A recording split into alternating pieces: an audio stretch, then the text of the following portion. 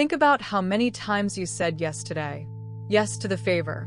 Yes to the meeting. Yes to the plan you already dreaded. Yes to one more thing on a day that was already full. Most of those yes weren't decisions. They were reflexes, said before you'd really checked whether you meant them. And here's the quiet cost. Almost everything that drains you started as a yes you didn't fully mean. Tonight the sky turns toward exactly this. The moon is a waxing crescent, August 17th, 2026, about 18% lit and climbing with real confidence. And the sun sits in gate 29, line 1, the gate of the wholehearted yes, of committing your whole self to a thing. So this is your moon letter about the yes you actually mean, rarer than the ones you hand out all day, and the only kind worth giving. Let's open it.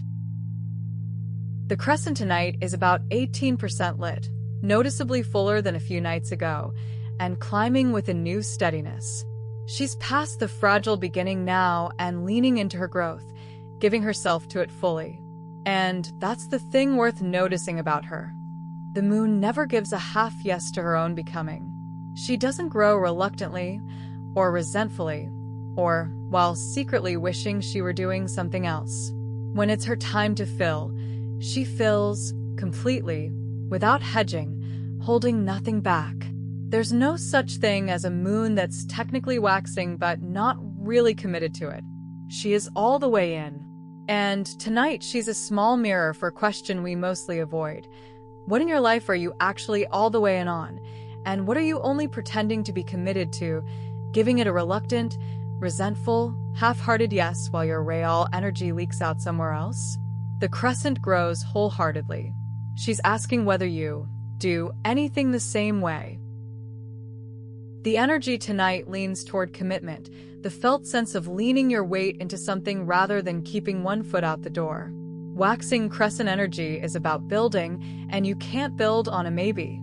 Every real thing you've ever made required a moment where you stopped hedging and actually committed, put your whole self behind it.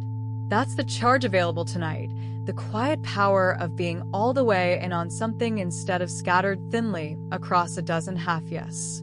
But there's a shadow side the energy also exposes.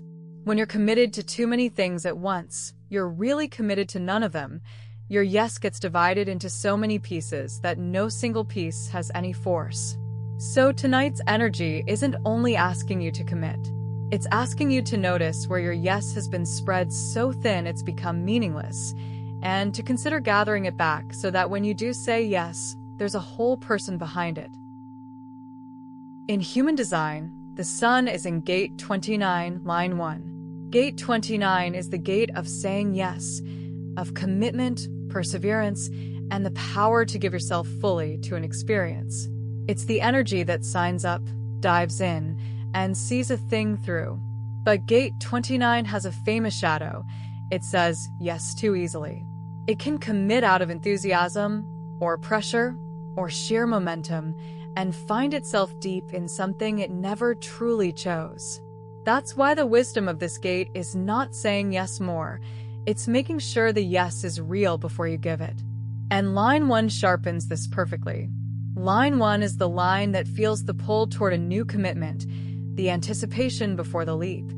And its whole lesson is to pause in that pull long enough to check whether the yes is actually yours or just the excitement of the moment talking.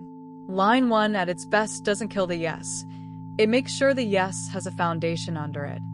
So tonight, gate 29 line 1 hands you a discipline. Feel the pull, and then wait one beat before you commit. Long enough to ask, is this a real yes from my whole self? Because a yes given from that place has extraordinary power. And a yes given from anywhere else quietly becomes a burden you'll carry for weeks. So let's look honestly at why our yes gets so cheap, because the pattern is almost universal, and seeing it is the beginning of the end of it. The first reason is the big one. We say yes to avoid the discomfort of disappointing someone. In the moment someone asks, there's a small social pressure, a flicker of anxiety about letting them down, about being seen as difficult or unkind. And yes makes that flicker go away instantly. So we say it, not because we mean it, but because it's the fastest way out of an uncomfortable second. We're not really agreeing to the thing.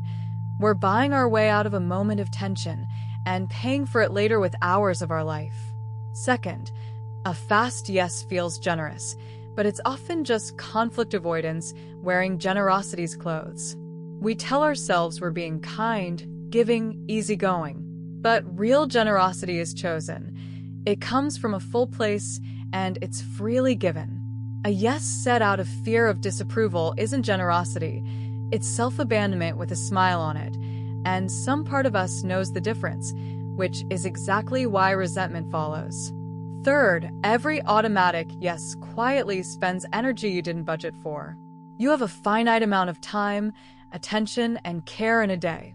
Each unmeant yes writes a check against that account, and because you said it without thinking, you never counted the cost.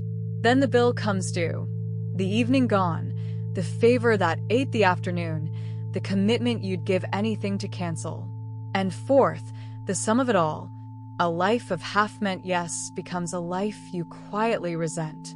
Not a dramatic collapse, just a slow accumulation of obligations you never really chose, until your calendar is full of other people's priorities and you can't remember agreeing to any of them. That's the real danger of the cheap yes. Not one bad afternoon. A whole life that stopped feeling like yours. So, what does a real yes actually feel like, so you can tell it apart from the cheap one in the moment? First, a true yes arrives in the body, not just the mouth. There's a warmth to it, an opening, a slight lean in. The cheap yes has a different signature entirely, a tightening, a small inner wince, a sense of your shoulders rising even as your voice says of course. Your body knows before your words do. The practice is simply to feel for the warmth or the wince before you answer. Second, a real yes doesn't need to be talked into itself. When you find yourself building a case for why you should say yes, listing the reasons, managing the guilt, negotiating with your own reluctance, that internal sales pitch is the tell. A true yes doesn't require a lawyer. It's just there, clear and quiet, needing no argument. Third, a real yes can survive a night's sleep. This is the most practical test there is.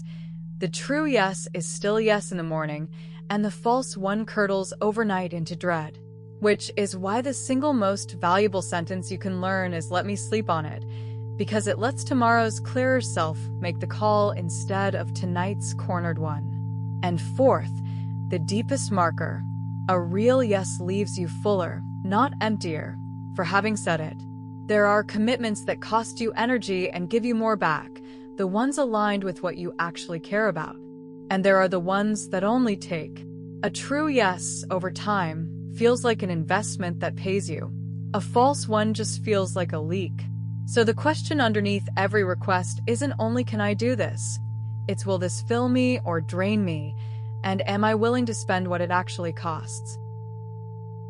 So how do you actually start saying fewer, truer yes starting tonight? 3 concrete moves. First, buy yourself time, because "let me check and come back to you" is a complete sentence. Almost every cheap yes happens in the pressure of the instant, when someone's waiting and you feel you must answer now. You almost never do. Practice the pause. Practice the boring, powerful line that hands the decision to your calmer, clearer self an hour from now instead of the cornered self on the spot. Most of your regretted yes would simply never happen if you stopped answering immediately. Second, ask what the yes actually costs before you spend it. Before you agree, run the real math, not just the thing itself, but the travel, the preparation, the recovery, the other things it quietly pushes out. A yes is never just the event, it's the whole footprint around it. When you can see the true cost, a lot of automatic yes reveal themselves as far too expensive for what they give back, and the no becomes easy. Third, let a clear no protect your rare, wholehearted yes. This is the reframe that changes everything. Every no isn't a rejection, it's a defense of the yes that actually matter. Your energy is finite. Every drop you spend on something you don't mean is a drop unavailable for something you do. So saying no to the half-meant thing isn't stinginess, It's how you keep enough of yourself intact to give a real yes when the thing you truly care about finally asks. And underneath all three, the positive discipline. When the yes is real, say it fully. Don't hedge the things you actually mean. We spend so much energy learning to say no that we sometimes forget the other half, that a true yes deserves to be given completely, warmly, without the reflexive hedging. Save your yes, guard your yes, and then, when it's real, give it with your whole self. Here is your ritual for the yes you actually mean, small, clear, and worth keeping. When the evening settles, step outside and find her. The waxing crescent, about 18% lit, climbing with confidence, all the way committed to her own growth. Let her stand for one clear, wholehearted commitment. Then name one yes you've been saying that you don't really mean. Be honest, there's almost always one, a standing obligation, a role, a recurring favor, a plan you keep agreeing to while some part of you quietly dreads it. Name it plainly to yourself. You don't have to cancel it tonight. You only have to stop pretending it's a real yes. Next, name one thing you would say a whole body yes to. Something that, when you imagine committing to it, brings the warmth instead of the wince. A person, a project, a practice, a direction. Feel the difference between this and the one before it. That difference is the whole teaching. And finally, speak that true yes out loud and let it count. Say it simply, yes to this, with my whole self. Feel what it's like to give a yes you actually mean, deliberately, instead of scattering cheap ones all day without noticing. Then walk back inside having remembered that your yes is valuable and having spent one, tonight, on something real. So, let this be the letter you keep from tonight. A real yes is whole and rare and quiet, and most of what drains your life began as a yes you never actually meant. The Crescent climbs to 18% tonight, fully committed to her own becoming, giving no reluctant half yes to anything, and she's asking whether you can find even one thing to be that wholehearted about. Feel the difference in your body between the warm yes and the wincing one. Buy yourself time before you answer. Count what the yes really costs. Let your clear no defend your true yes, so there's enough of you left to give it. And when the yes is real, give it completely. You were never meant to say yes to everything. You were meant to say yes to the few things you actually mean, and to say them with your whole self. Guard your yes. It's worth more than the day-long scattering you've been doing with it. Spend it like it matters, because it does. Thank you for looking honestly at your yes tonight, and for remembering that the real ones are worth guarding. A new letter from the sky arrives every single day, and as the Crescent keeps climbing toward its first quarter, the days ahead are about what you're willing to fully commit to. Until then, pause before you answer, let your no protect your yes, and when something real asks, say yes with your whole self.